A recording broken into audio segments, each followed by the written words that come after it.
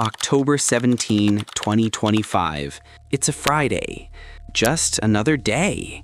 Billions of us are doing what we always do. Swiping, scrolling, streaming. We are ordering food, booking a cab, closing business deals worth millions, falling in love. Our entire world, our money, our memories, our connections, they all live inside this flickering web of light and data. It is the invisible force that holds our modern civilization together. We trust it more than we trust our own governments. We rely on it more than we rely on our own neighbors. It feels permanent, indestructible. We are dangerously wrong. The truth is, our digital world is built on a foundation of glass, a complex, fragile, and vulnerable system that we have blindly accepted as eternal. The evidence of how easily it can all collapse isn't hidden in some science fiction movie. It's buried in the pages of history and hidden in plain sight all around us. This isn't just a what if, this is a warning.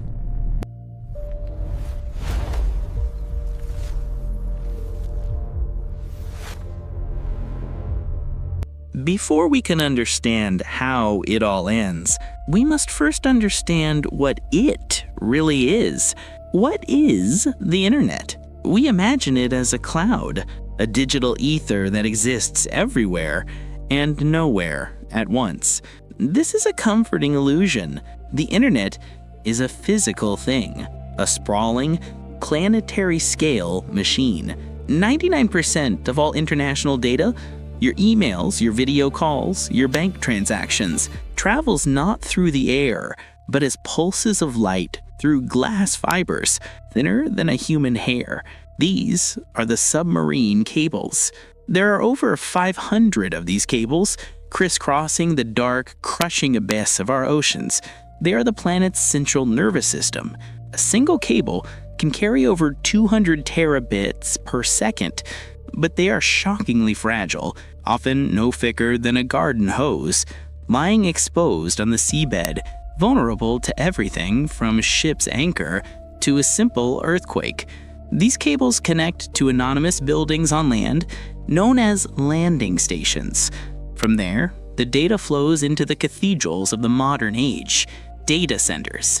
These are the beating hearts of our digital world. Acres upon acres of servers stacked to the ceiling, consuming more electricity than entire cities, cooled by massive industrial systems. This is where your memories are stored.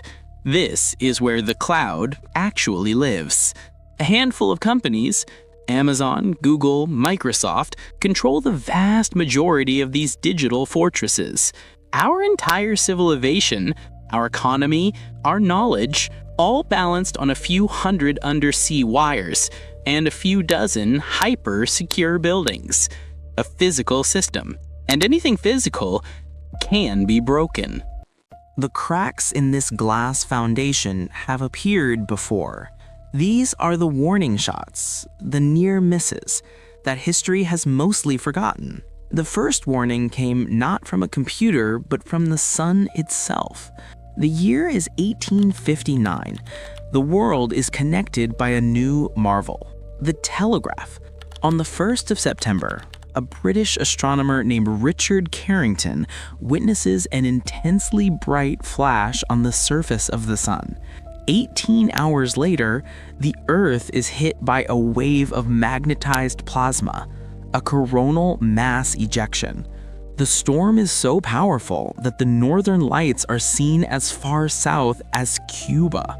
But it did something else. It supercharged the telegraph lines. Wires burst into flames. Telegraph operators received electric shocks from their equipment. Some could disconnect their batteries and still send messages, powered only by the energy from the sky. This was the Carrington event. Scientists today agree that if a storm of that magnitude were to hit us now, it would be a civilization-level event. It would crash the satellites that control our GPS and communications. It would collapse entire power grids, leading to blackouts that could last for months or even years. And without electricity, the internet simply ceases to exist, a threat we can neither predict nor prevent. The second warning comes from within, from our own creation. We call it cyber warfare. In 2010, the world witnessed the birth of the first true digital superweapon. Its name was Stuxnet. This wasn't a virus designed to steal credit card numbers. It was a ghost, a piece of malicious code allegedly built by the United States in Israel. It silently infiltrated Iran's nuclear facilities and physically tore their nuclear centrifuges apart by spinning them out of control. Stuxnet proved for the first time that a piece of code could cross the digital barrier and cause real physical destruction. Today, the world's major powers are all building their own Stuxnets. Digital weapons aimed at power grids, water supplies, and the core infrastructure of the internet itself. But it doesn't always take a superweapon. Sometimes the system just collapses under its own weight. On October 4th, 2021, it happened. A single engineer, during routine maintenance, entered a faulty command. That one command triggered a catastrophic cascade failure. For 6 hours, every single service owned by Facebook itself, Instagram, WhatsApp, Messenger, completely vanished from the internet. It was as if a continent had disappeared from the map. A stark reminder that our global network, this thing we see as all-powerful, can be brought to its knees by a single human error.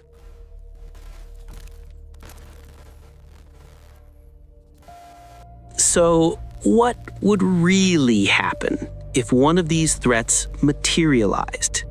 A Carrington event, a coordinated cyber attack, a deliberate severing of the main data cables.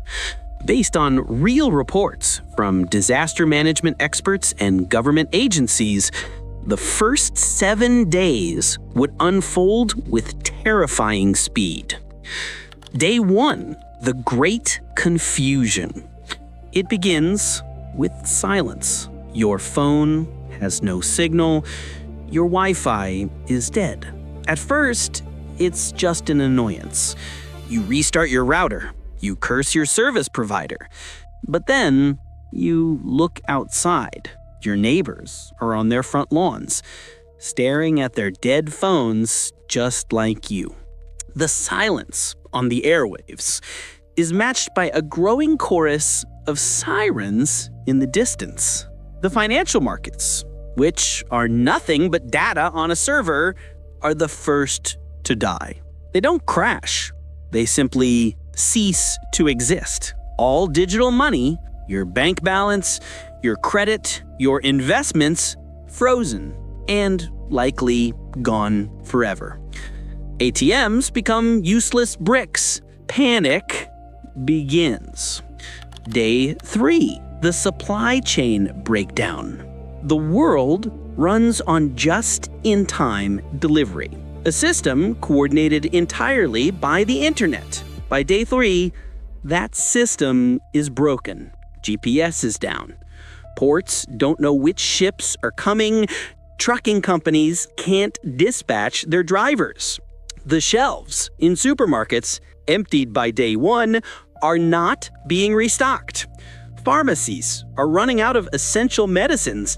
Gas stations out of fuel. The globalized world, with its complex and fragile supply chains, begins to starve. Day 7, the social breakdown. 1 week. That's all it takes. The power grids, without digital coordination, have begun to fail in cascading blackouts. Without power, there is no running water. Without communication, there is no law and order. The illusion of civilization is terrifyingly thin. Now, the only thing that matters is what you can physically hold: food, water, fuel. In the desperation to survive becomes the only rule of law. Could we recover? The simple, terrifying answer is we don't know. There is no backup. There is no Internet 2.0 waiting to be switched on. The knowledge required to rebuild the complex microchips, the fiber optics, the GPS satellites exists mostly on the servers that are now dark. We would be trying to rebuild a civilization without its instruction manual. We have built a paradise on a foundation of glass. For decades, it has given us everything: instant connection, infinite knowledge, unparalleled convenience. But in our rush to build this digital utopia, we forgot to ask a simple question. What happens if it breaks? The warnings are clear. From the sun above to the wires below, our connected world is more fragile than we ever imagined. The real question isn't if it will break, but what we will become when it does. If this story made you pause, even for a moment, then don't forget to subscribe, because the next warning might already be unfolding. Stay curious, stay aware. Until next time,